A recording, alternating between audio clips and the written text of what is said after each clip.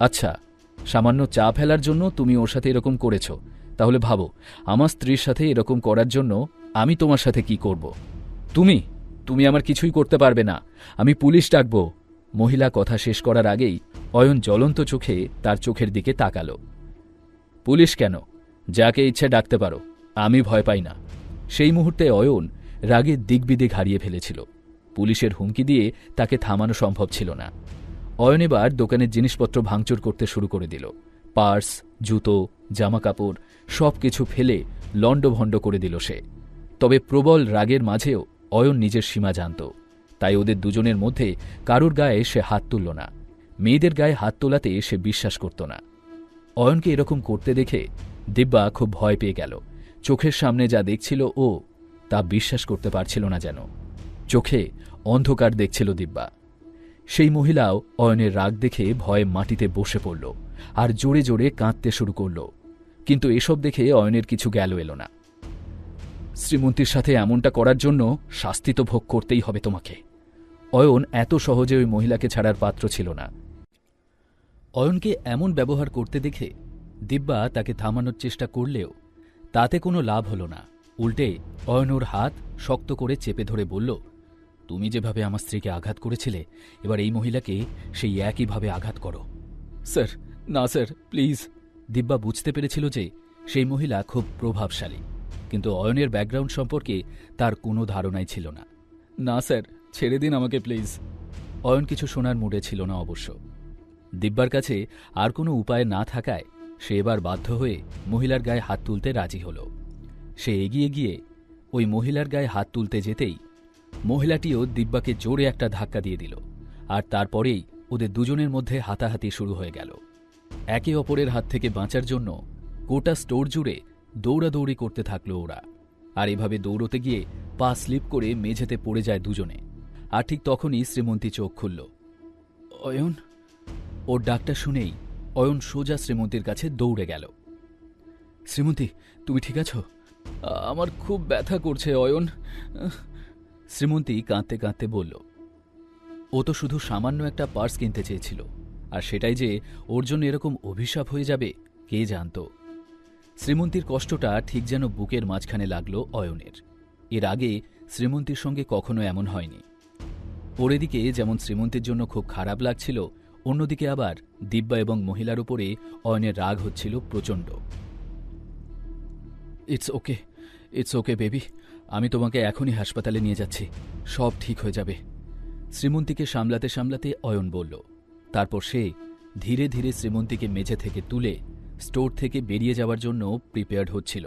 তার আগে একবার দিব্যা এবং ওই মহিলার দিকে তাকিয়ে নিয়ে অয়ন মনে মনে ভাবল, এদের সাথে এমনটাই হওয়া উচিত। ওরা ওখান থেকে বেরোতে যেতেই মলের সিকিউরিটি ম্যানেজার কয়েকজন সিকিউরিটি গার্ডকে নিয়ে সেখানে এসে উপস্থিত হল। এদিকে এত কাণ্ড ঘটার কারণে ওই স্টোরের সামনে ইতিমধ্যেই ভিড় জমে গিয়েছিল। এখন ম্যানেজারেরই দায়িত্ব ছিল বিষয়টা সামলানোর। স্টোরে ঢোকার সাথে সাথে দিব্যা এবং ওই মহিলাকে মাটিতে পড়ে থাকতে দেখে ম্যানেজার অনুমান করে নেয় যে এই সব কিছুর মূলে অয়নই। সে অয়নের দিকে রাগান্বিত দৃষ্টিতে তাকিয়ে বলল, এসব তুমি করেছ? তোমার সাহস তো কম নয়। আপনি জিজ্ঞেস করবেন না এখানে কি হয়েছে? অয়ন শান্তভাবে জিজ্ঞেস করল, আমি জিজ্ঞেস করছি এসব কি তুমি করেছ? হ্যাঁ বা নাতে উত্তর দাও। সেই ম্যানেজারের কণ্ঠস্বর আরও রুক্ষ শোনায়। হ্যাঁ হ্যাঁ, ওই এইসব কাণ্ড ঘটিয়েছে, ওকে ধরে মারধর করা উচিত। সেই মহিলা চিৎকার করে বলে উঠল। অয়নের মুখে এই মুহূর্তে কোনো এক্সপ্রেশন ছিল না। ও শুধু আরেকবার বোঝানোর ভঙ্গিতে ম্যানেজারকে বলল, আমি আপনাকে আরও একবার সুযোগ দিচ্ছি, কি হয়েছিল সেটা আগে জানার চেষ্টা করুন। কোনো দরকার নেই, পিঠে দুঘা পড়লে তুমি নিজেই আমাকে সব বলে দেবে। ম্যানেজারটি ভেবে যাচ্ছিল কি করে পুরো দোষটা অয়নের ঘাড়ে চাপিয়ে দেওয়া যায়। কয়েকজন সিকিউরিটি গার্ড অয়নের দিকে ছুটে যাওয়ার সাথে সাথে অয়ন নিজের মার্শাল আর্টের দক্ষতা দেখিয়ে কয়েক সেকেন্ডের মধ্যেই তাদের ধরাশায়ী করে ফেলল। ওর এমন রূপ দেখে ম্যানেজারের মুখ ফ্যাকাশে হয়ে যায়। তার কপালে এবার ঘাম দেখা দিল। সে ভেবে পাচ্ছিল না যে মাত্র কয়েক সেকেন্ডের মধ্যে এতগুলো সিকিউরিটি গার্ডকে একসাথে হারিয়ে দিল কি করে এই ছেলেটা। এ কে? এখনও কি আমাকে দিয়ে এই সত্যিটা বলাতে চান? ইউ ইডিয়েট, তোমার একটা গার্ডও ঠিকমতো লড়তে পারল না এই ছেলেটার সাথে। উল্টে সব কটা একে একে মাটিতে গড়াগড়ি খাচ্ছে।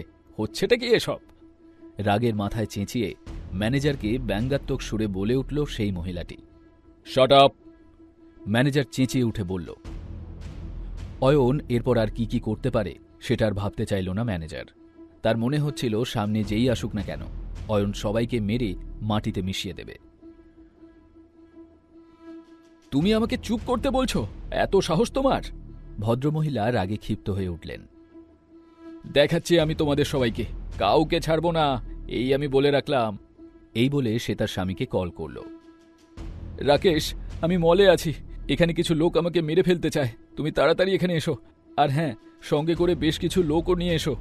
এখানে একটা ছেলে খুব ভালো মার্শাল আর্ট জানে। অয়ন মহিলাকে কোনো রকম বাধা দিল না। সে শুধু দেখতে চাইছিল যে এই মহিলা কত দূর যেতে পারে। এদিকে সেই ম্যানেজারের চোখে এবার স্পষ্ট ভয় দেখা যাচ্ছিল। অয়নকে ও আর তুচ্ছ তাচ্ছিল্য করতে পারছিল না। আর এই মহিলার স্টেটাস তো দেখেই বোঝা যাচ্ছিল। ম্যানেজার বুঝতে পারছিল যে সেই দুজনের মাঝখানে খুব বাজেভাবে ফেঁসে গেছে, কিন্তু তাও হার না মেনে সে ওদের দুজনকে বোঝানোর চেষ্টা করল।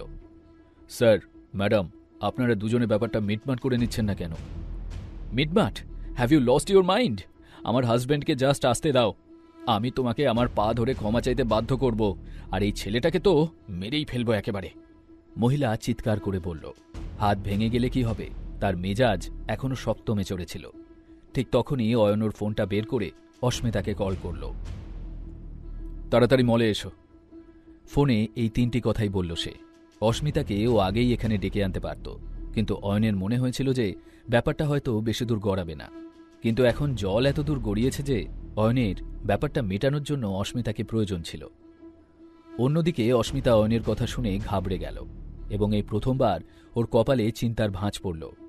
অয়ন এত লোককে সামলেছে, কিন্তু আজ ওর গলার স্বরটা একদম অন্যরকম লাগছিল। কি এমন হলো হঠাৎ? আর কিছু না ভেবে অস্মিতা কোম্পানির কয়েকজন কর্মকর্তাকে ফোন করে অয়নের কলের কথা জানায়। ওরা সকলেই শপিং মলের দিকে রওনা দিল। অন্যদিকে মলের ভেতরে সেই স্টোরটার সামনে ভিড় হয়ে গিয়েছিল, যেন ওখানে সবাই কোনো ছোটখাটো প্রোগ্রাম দেখতে চলে এসেছিল। উত্তেজনায় প্রায় ধাক্কাধাক্কি শুরু হয়ে গেল। এরপর হাতে ছুরি বন্দুক নিয়ে সেখানে কয়েকজন এসে ঢুকল। একটি মধ্যবয়সী লোক সেই গুন্ডার দলকে লিড করছিল। সেই লোকটাকে দেখে খুশি হয়ে মহিলা বলে উঠল, রাকেশ, তুমি এসে গেছো, তুমি না এলে এরা আমাকে মেরেই ফেলতো। সোনিয়া ডার্লিং, তোমার সঙ্গে কে এরকম করেছে? এই মহিলার নাম ছিল সোনিয়া। তার স্বামী রাকেশ তাকে প্রশ্নটা করল। এই ছেলেটা আমার হাত ভেঙে দিয়েছে, আর এই ম্যানেজারটা আমাকে শাট আপ বলেছিল। সোনিয়া অয়নার ম্যানেজারের দিকে ইশারা করে দেখিয়ে রাকেশকে বলল। রাকেশের মুখ রাগে লাল হয়ে উঠল। সে প্রথমে অয়নের দিকে আর তারপর ম্যানেজারের দিকে তাকালো। তারপর ম্যানেজারের সাথেই আগে বোঝাপড়া করে নেবে ভাবল। শুনতে থাকুন এই গল্পটি শুধুমাত্র পকেট এফএমে। লিঙ্কটি রয়েছে ডেসক্রিপশনে।